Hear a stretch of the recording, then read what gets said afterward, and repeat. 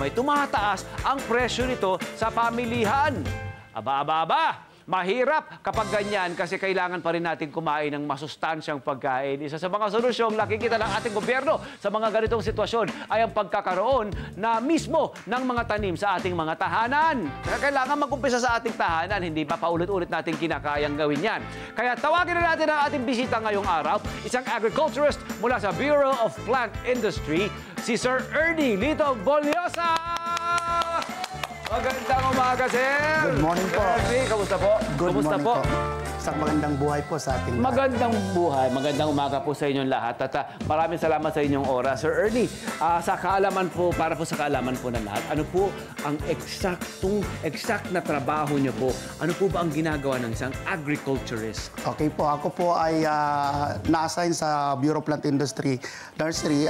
Isang agriculturist po ay depende po sa kanya pong major.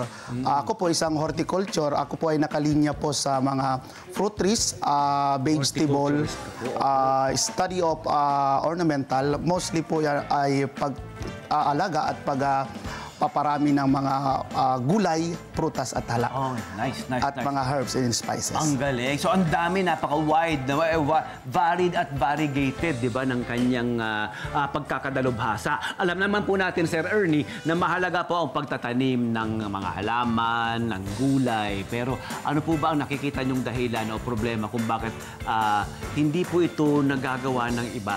Kung bakit hindi ito nakakahiligan, kung bakit hindi ito napaglalaanan ng oras ng iba. So, marami pa rin po kasi tayong mga hindi nakakaabot sa programa ng gobyerno. Kailangan talaga nila ng mga training seminar, technical know-how, at mabigyan talaga ng kaalagan yung pundasyon natin sa mga schools. Yung tinatawag natin gulayan sa paaralan. Para lalo po talagang yung kabataan ang mag-start na palaganapin itong ating pagtatanim. Opo. Sa atin pong sinasabing nakakatuwa, how ironic, urban jungle dito sa Metro Manila, ano po. Pero talaga namang pag sinabing urban jungle, puro konkreto, puro bato, at semento at bakal, 'di ba? Yung mga buildings at mga tinitirhan natin. Kaya kaunti at limiting ang space, 'di ba? Limited at limiting ang space na maaari nating maituring na bakuran o taniman ng ating mga gulay at prutas at halaman. Ano po bang may papayo nyo sa kanila para po kahit papaano makapagtanim pa rin po sila sa kanilang o yung mga maliit na mga space nila sa kondo, sa bahay po? Yes. Ang una po natin titingnan yung availability ng light.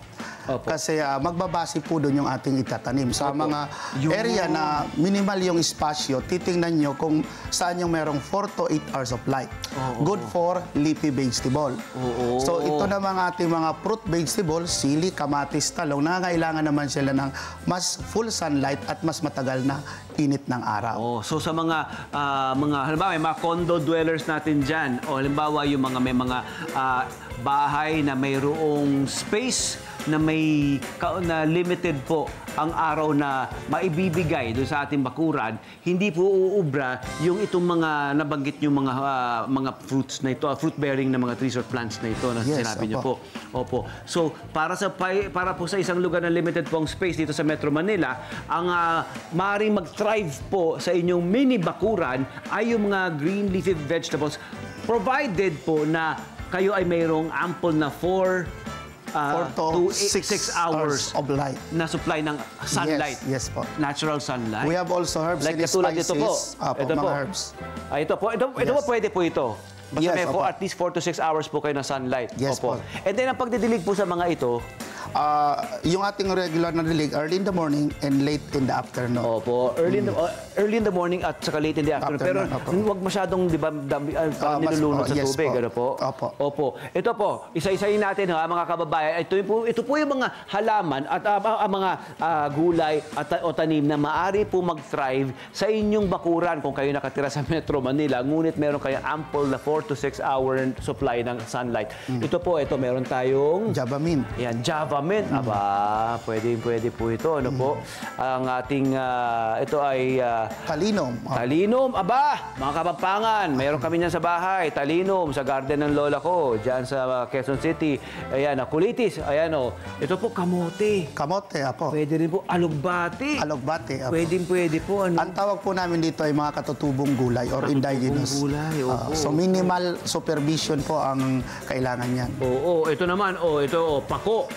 Fiddlehead fern.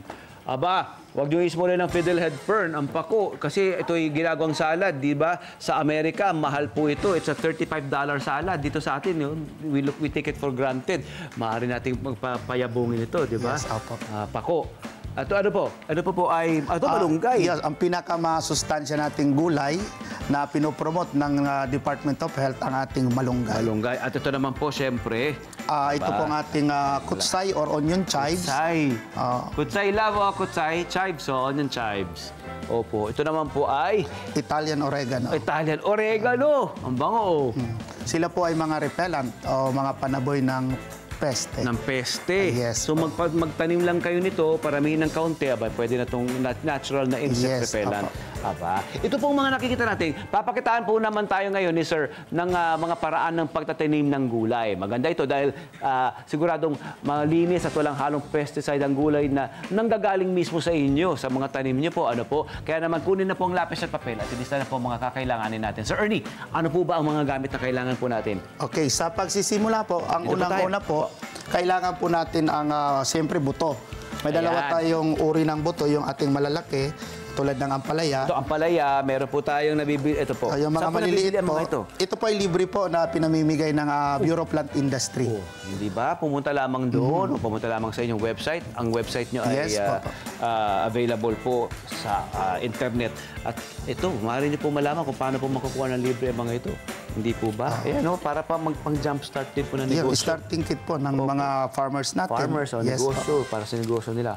Opo. And then we have also crop. Sitaw. Sitaw. Ito pong crop na hindi po nangangailangan ng buto, katulad ng luya. Luya! Ayan po luya. So pag walang buto, pwede ang luya kasi sa parte ng halaman siya nabubuhay. Ang galing, ang galing. Okay, sir, paano po natin ma-jumpstart ang ating garden sa bakuran? Okay, sa pagsisimula po, maganda po tayo kung may available ng buto, yung ating soil substrate or mixture. So present yung ating garden soil. Garden soil. Anchorage para tumayo. We have also fertilizer, yung compost. Opo.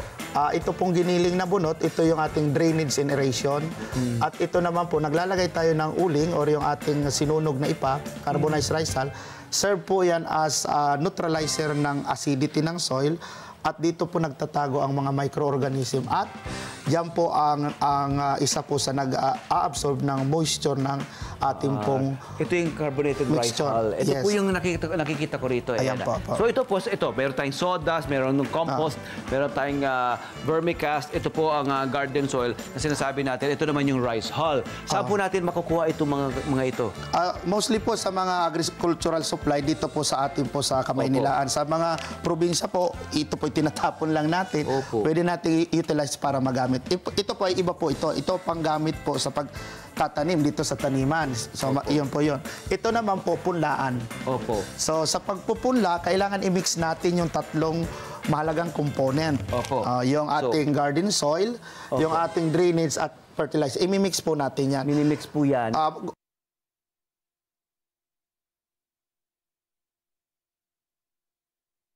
Paghuhugas at mas madali po kasi siyang ihalo kapag ay nahahawakan ninyo. Opo. So kukuha po tayo ng isang seedling tray. Opo. Or pwede po tayong gumamit nitong mga recyclable material, sir.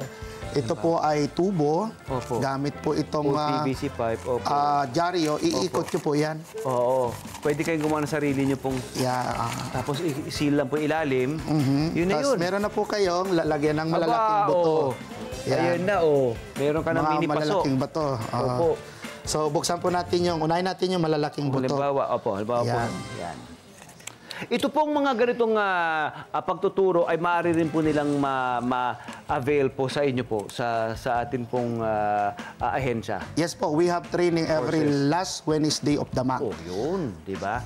Anong oras po nag-umpisa yun? Saka po, Whole day po yun, from morning na 8 to 12 ay urban gardening, sa hapon po is plant propagation. opo, online po to, face-to-face? Face-to-face Opo, po sa Malate, Manila. Mainam na face-to-face. Saan po eksakto po pwede magpunta? 692 San Andres Street, Malate, Manila, yung aming pong office sa Metro Manila. Oh, yun. Hello po mga Kanet 25! Si Kuya Tony Pet po ito mula sa Love, Tony Pet and Everything. For more Love, Tony Pet and Everything updates, just click on our subscribe button and follow us on our Net25 social media pages at Net25 TV and at Net25 Entertainment Facebook.